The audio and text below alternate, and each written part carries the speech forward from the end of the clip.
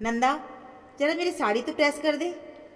छोटी भाभी के आदेश पर नंदा उनके कमरे की तरफ दौड़ी कि तभी, नंदा, सोनू का लंच बॉक्स दिया। बड़ी भाभी की आवाज़ पर नंदा किचन की तरफ दौड़ी। प्रतिदिन उसके दिन की शुरुआत ऐसे ही दोनों भाभियों के आदेशों से ही होती थी। कुछ सालों पहले तक तो वो इस घर की राजकुमारी कहलाती थी, लेकिन आज 2 बेटों के 4 बरस बाद जब एक बेटी का जन्म हुआ तो रामलाल जी पत्नी से बोले, सरोज, एक लक्ष्मी की कमी थी जो तुमने मुझे दे दी। उनकी माताजी भी यही कहती थी कि बेटी के आने से आंगन खेल उठा है। माता पिता की दुलारी थी नंदा, तो भाइयों की लाडली थी। अशोक और आनंद स्कूल से आते ही उसके साथ खेल के लिए आपस में झगड़ने लगते थे। ऐसे ही हंसते खेलते दिन बीतने लगे और तीनों बच्चे सयाने हो गए। रामलाल जी का हार्डवेयर का शौक था। बीए करके अशोक उनका सहायक बन गया और फिर आनंद। आनंद के आने के बाद उन्होंने एक और शॉप खोल ली थी। इस तरह से उनके घर में लक्ष्मी की वर्षा होने लगी। अशोक और आनंद का विवाह कराकर रामलाल जी 2 बहुएं घर में ले आए। दोनों ही बड़ी सुशील और गुणवंती थी। साल 2 साल में बहुओं की गोद में बच्चे भी खेलने लगे। अब उन्हें इंटर में पढ़ने वाली अपनी नंदा के विवाह की फिक्र होने लगी। पत्नी के सामने अक्सर अपनी चिंता भी व्यक्त करते थे। मेरी फूल सी बच्ची के लिए राजकुमार सा वर कहाँ मिलेगा। तब सरोज जी हंसकर कहती, चिंता क्यों करते हैं आप, हमारी नंदा तो राज करेगी। संयोग से रामलाल जी के एक परिचित ने उन्हें एक अच्छा सा रिश्ता बता दिया। सास ससुर और एक बड़ा भाई। लड़का स्मार्ट और बैंक में काम करता है। अच्छी बात यह थी कि बेटी अपने शहर में ही रहेगी। रामलाल जी बोले, नंदा का ग्रेजुएशन पूरा हो जाता तो। तब सरोज बोली, हाथ आए रिश्ते को जाने नहीं दीजिए, और फिर कौन सा हमारी बेटी को नौकरी करना है। पत्नी की बात मानकर रामलाल जी उस परिवार से मिल आए। नंदा और रोहन ने एक दूसरे को पसंद कर लिया, तो एक शुभ मुहूर्त में उन्होंने उन दोनों का विवाह करा दिया। ससुराल में पति के साथ साथ सास ससुर का प्यार पाकर नंदा बहुत खुश थी। वो जब मायके आई तो बेटी के चेहरे की चमक देखकर सरोज जी ने तुरंत उसकी नज़र उतार ली थी। देखते ही देखते 2 साल बीत गए। एक दिन नंदा की सास बोली, बहू, अब परिवार बढ़ाने के बारे में भी सोचो। बच्चे के बिना तो ये घर आंगन सूना ही है ना। तब वो जी मम्मी कहते हुए लजा गई थी। एक दिन बैंक के काम से राहुल दिल्ली गया था। वापस आने पर वो एयरपोर्ट से घर आ रहा था कि उसकी कार का एक्सीडेंट हो गया और क्षण भर में नंदा की दुनिया उजड़ गई। पति के शब्द से लिपटकर रोती ही कहती जा रही थी कि आपके बिना मैं कैसे जीऊंगी, मुझे भी अपने साथ ले जाते। रिश्तेदारों को तो अब मौका मिल गया था। दबी जबान से उसे अभागन डायन कहने लगे थे। सास उस समय तो चुप रही, लेकिन कुछ समय के बाद अपने जवान बेटे की मौत का कारण मानकर गाहे बगाहे उसे प्रताड़ित करती रहती थी। नंदा की सूनी मांग देखकर उसके माता पिता का कलेजा मुंह को आ गया था। उसे अपने साथ ले जाना चाहा, लेकिन उसने मना कर दिया। कुछ दिनों बाद जब रामलाल जी बेटी से मिलने गए तो सास द्वारा गालियां खाते देखा तो बेटी को अपने संग ले आए।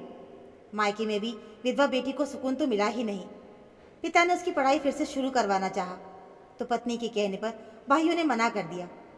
रामलाल जी बेटी के वैधव्य दुख का सदमा बर्दाश्त नहीं कर पाए और एक दिन पत्नी के हाथ में बेटी का हाथ देकर हमेशा के लिए अपनी आंखें बंद कर ली।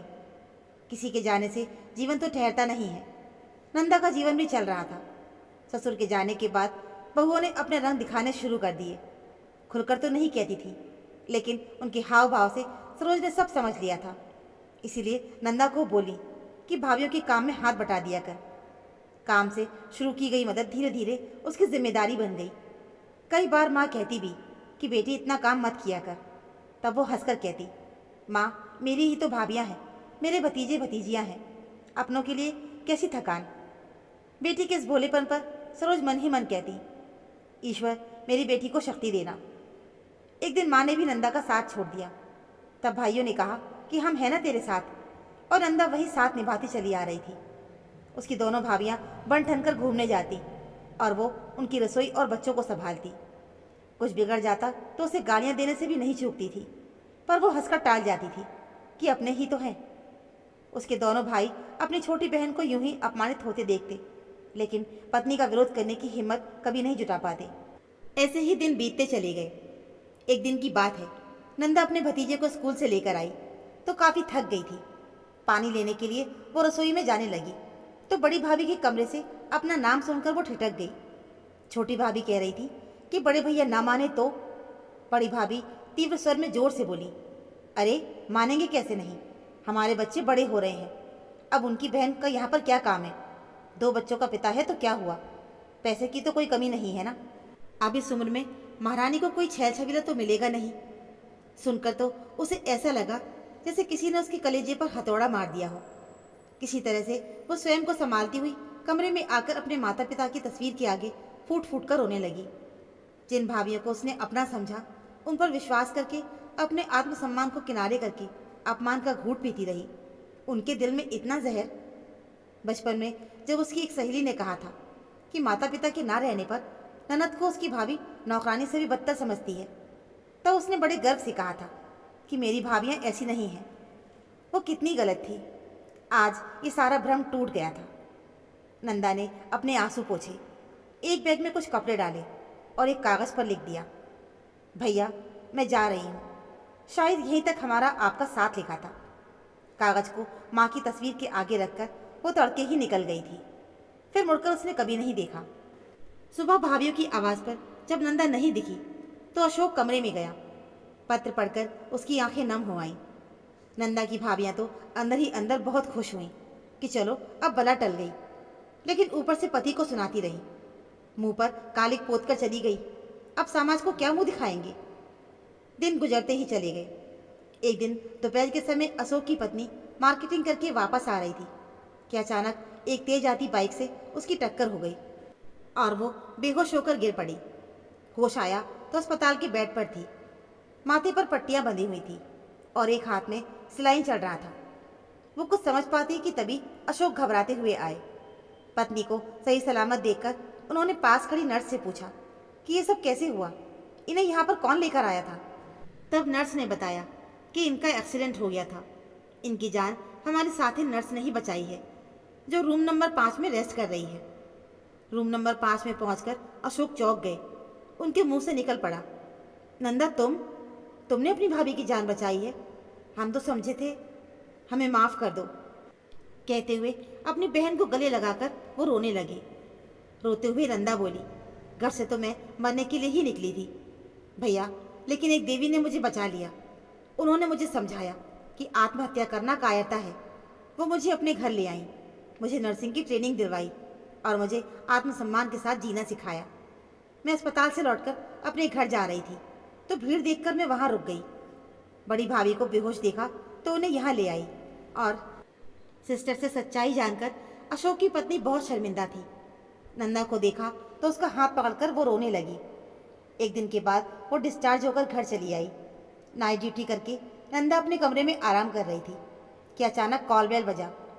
दरवाज़ा खोला तो सामने दोनों भाई भाभी खड़े थे। बड़ी भाभी उसका सामान बांधने लगी। छोटी भाभी उसका हाथ पकड़कर बोली, अपनी भाभी को माफ़ कर दो नंदा और घर चलो। नंदा ने मुस्कुराते हुए अपना हाथ अलग किया और बोली, भाभी माफ़ी की तो कोई बात ही नहीं है, क्योंकि मैं तो किसी से भी नाराज़ नहीं हूँ। रही बात आपके साथ चलने की, तो भाभी अब मैंने आत्मसम्मान का स्वाद चख लिया है। यहीं पर मेरा सुख है और इन मरीजों की सेवा ही मेरा सुकून है। छोटी बहन होते हुए भी नंदा ने आज अपने भाइयों को एक बड़ा सबक दे दिया था। दोस्तों, अपनों से बड़ों का सम्मान करना अच्छी बात है, लेकिन जब वे आपके आत्मसम्मान को ठेस पहुंचाने लगे, तब अपने रास्ते अलग कर लेने में ही समझदारी है। तो दोस्तों, ये थी हमारी आज की कहानी। उम्मीद है आपको हमारी ये कहानी ज़रूर पसंद आई होगी। कहानी अच्छी लगी हो तो प्लीज़ वीडियो को लाइक और चैनल को सब्सक्राइब ज़रूर कर लीजिएगा। मिलते हैं फिर एक और ऐसी नई कहानी के साथ। कहानी सुनने के लिए आप सभी का बहुत बहुत धन्यवाद।